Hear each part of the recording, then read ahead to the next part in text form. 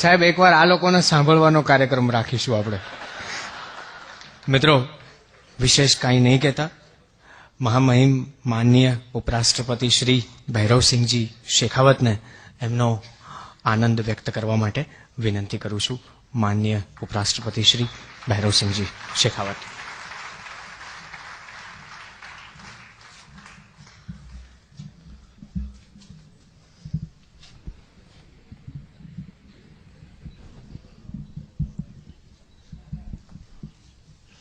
गुजरात के माननीय मुख्यमंत्री Shri Narendra Modi ji,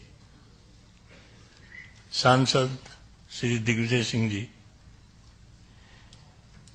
image book culture trust के अध्यक्ष श्री नवीन भाई दवे, श्री सुरेश भाई दलाल जी, श्री गोपाल दवे जी, उपस्थित सज्जनों व देवियों, मैं सबसे पहले तो आपसे प्रार्थना करना चाहूंगा कि मैं श्री नरेंद्र मोदी की लिखित कविता के जाल में फंस गया हूं. मुझे उससे मुक्ति चाहिए. जिस समय नरेंद्र भाई ने मुझे इस पुस्तक का विमोचन करने के लिए बात की तो मैं समझ रहा था कि मेरे से मजाक कर रहे हैं. मैंने इनकी बात पर विश्वास नहीं किया कि कविता लिखी है, और यह भी विश्वास नहीं था कि कविता लिख सकते हैं. लेकिन इस पुस्तक जब मेरे हाथ में आई तो उसको पढ़ने के लिए और समझने के लिए कई बार प्रयत्न किया, लेकिन नरेंद्र भाई से मैं क्षमा चाहता हूं और आप लोगों से भी कि मैं उसको उस समय नहीं समझ पाया. लेकिन आज के इस कार्यक्रम में आने के पश्चात इस कविता को मैं समझा हूं, और मुझे इस बात की प्रसन्नता है कि कविता को जिस रूप में रखा गया है उसे नरेंद्र भाई का जीवन क्या है, इनकी अभिलाषा क्या है, जनता की सेवा किस प्रकार से करना चाहते हैं, उसका एक सही मानों में घोषणा पत्र है.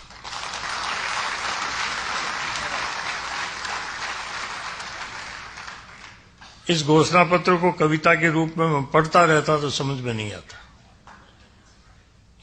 लेकिन आज जिस प्रकार से कविता को सुनाया गया उन कलाकारों को मैं धन्यवाद देना चाहता हूं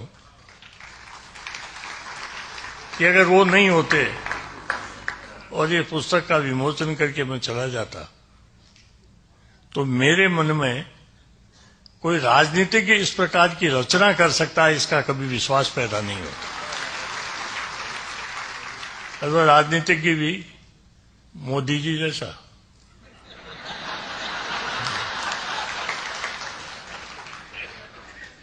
लेकिन मुझे इस बात की खुशी है कि इन्होंने अपनी भावनाएं व्यक्त कर राजनीति के प्रति विश्वास पैदा किया है.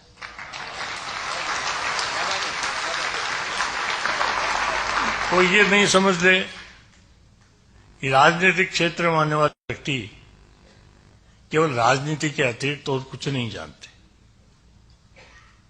राजनीति के अतिरिक्त और कुछ नहीं समझते, और राजनीतिक भाषा के अतिरिक्त अन्य भाषाओं में अपना मंतव्य जनता के सामने नहीं रख सकते.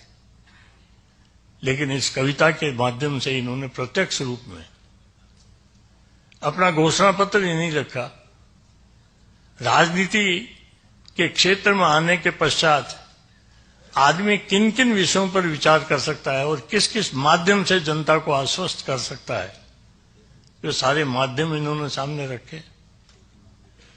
और मुझे थोड़ा समझता मैं जरूर हूं, लेकिन बोल नहीं सकता. गुजराती में जो कुछ कहा गया उसको मैंने समझ लिया, लेकिन बोलना मेरा कठिन है. मैं मोदी जी को इतना ही कहना चाहूंगा कि आपने जिस प्रकार की कविता की रचना की है उससे प्रेरणा तो मुझे बहुत मिली है कि मैं भी राजस्थानियों को बुलाकर राजस्थानी कविता उनके सामने रखूं।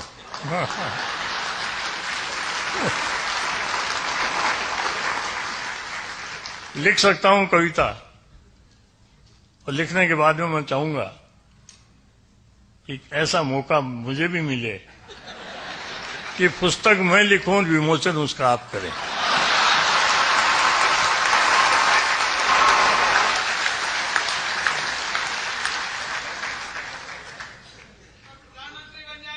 हैं? वहां प्रधानमंत्री कोई रुकावट नहीं कि प्रधानमंत्री होते हुए पुस्तक का विमोचन कर सकते हैं।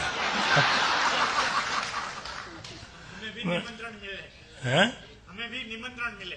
मैं निमंत्रण तो आपके बिना निमंत्रण नहीं दूंगा तो हाल में कौन आएगा। मुझे इस बात की खुशी है कि आज इस कविता में जो कोमलता है, मन की कोमलता, वह काफी दृष्टिगोचर होती है। मुझे क्षमा करेंगे मोदी जी, इनके स्वभाव को देखकर मैं इतनी कोमलता इनसे अपेक्षा नहीं करता था।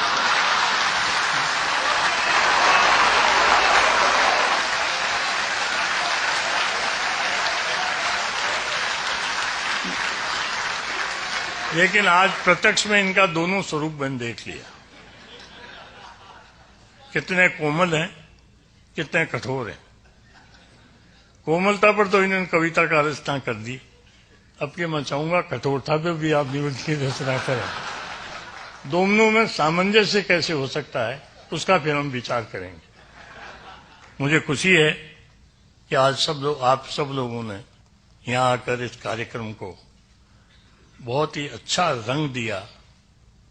इस कार्यक्रम के कारण से एक साहित्य के प्रति आपकी भावना जागृत हुई है।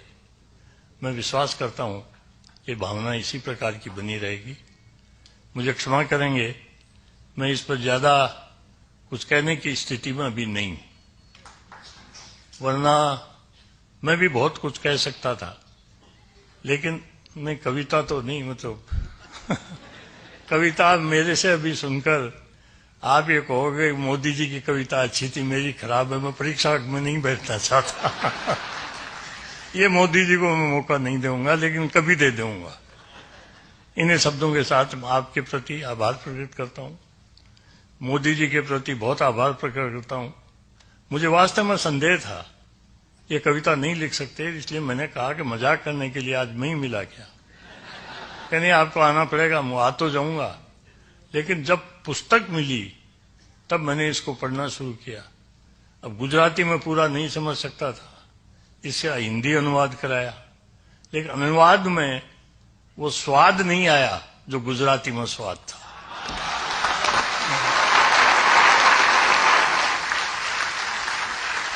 कविता का स्वरूप जिस भाषा में और जिस मन से लिखा गया है उसी प्रकार से प्रकटीकरण होगा तो कविता के प्रति लोगों की रुचि पैदा होगी। कविता का भाव क्या है इसके प्रति आस्था प्रकट होगी। कविता किन स्थितियों में लिखी गई है उसकी पूर्ण जानकारी होगी, और लिखने वाले का मन क्या है वो मन बिल्कुल स्पष्ट रूप से प्रकट होकर सामने आ जाएगा। मोदी जी, आज आपने अपना मन प्रकट कर दिया, इसके लिए मैं धन्यवाद देना चाहता हूं, और आप लोगों को भी धन्यवाद देना चाहता हूं कि आपने सबने जिस रूप में इस कविता को सुना है, उसको समझा है, और समझकर जिस प्रकार का आपने प्रतिक्रिया व्यक्त की है, मैं उसके लिए आप सबको धन्यवाद देता हूं। बहुत बहुत धन्यवाद।